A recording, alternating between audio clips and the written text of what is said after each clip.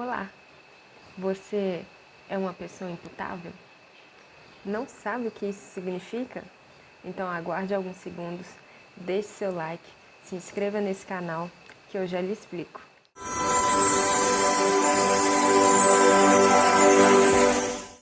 Conforme eu havia lhe perguntado, você é uma pessoa imputável? Calma, que eu não estou te xingando. A imputabilidade é a capacidade de entender o caráter ilícito do fato praticado, seja ele uma contravenção penal ou até mesmo um crime, e de determinar-se de acordo com esse entendimento.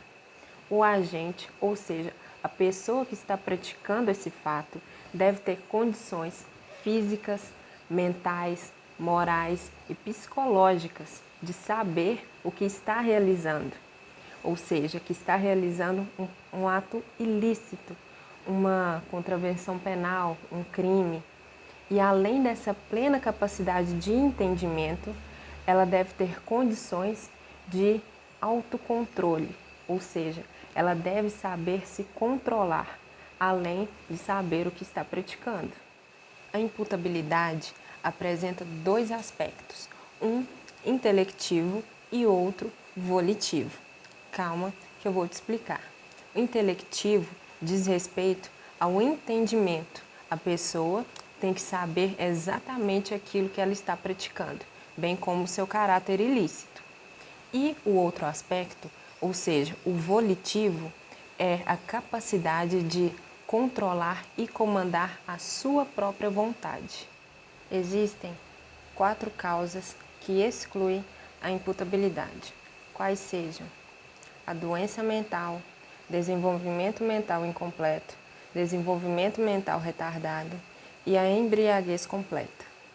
A doença mental é a perturbação mental ou psíquica capaz de eliminar ou de afetar a capacidade de entendimento do caráter ilícito praticado, bem como do comando de sua própria vontade. Ou seja, são aquelas moléstias mentais. Quais são elas? Epilepsia, esquizofrenia, psicose, paranoia. Com certeza, em algum momento você já ouviu falar que um doente mental, vamos pegar o exemplo de um esquizofrênico, cometeu um homicídio. E ele simplesmente foi absolvido e não recebeu nenhuma sanção do Estado. Ele não foi condenado.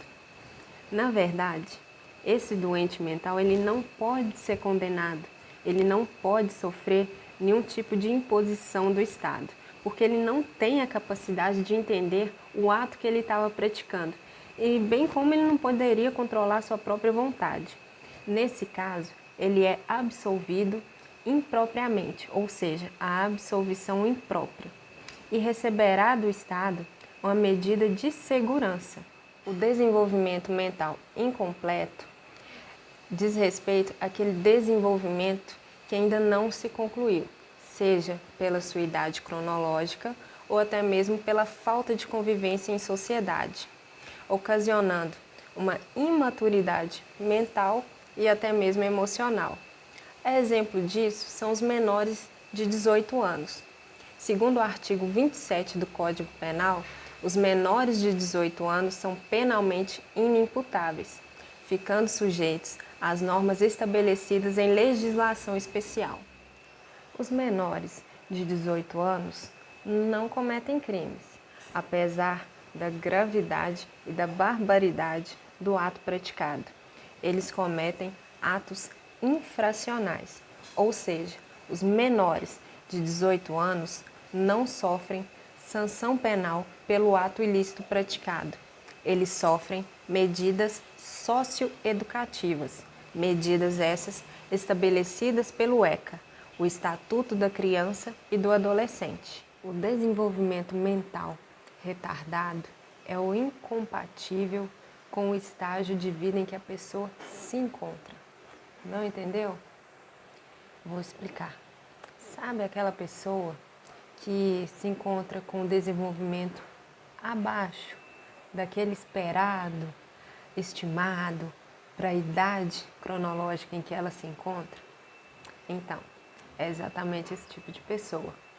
São aquelas em que jamais atingiram a plena capacidade ou a plena potencialidade de discernimento do que se faz e da conduta em que se pratica. Ainda sobre o desenvolvimento mental retardado, o doutrinador Fernando Capês declara que classificam-se em uma escala de inteligência decrescente os débeis mentais, os imbecis e os idiotas, dada sua quase insignificante capacidade mental, ficam impossibilitados de efetuar uma correta avaliação da sua situação de fato, não tendo condições de entender o crime que cometeram.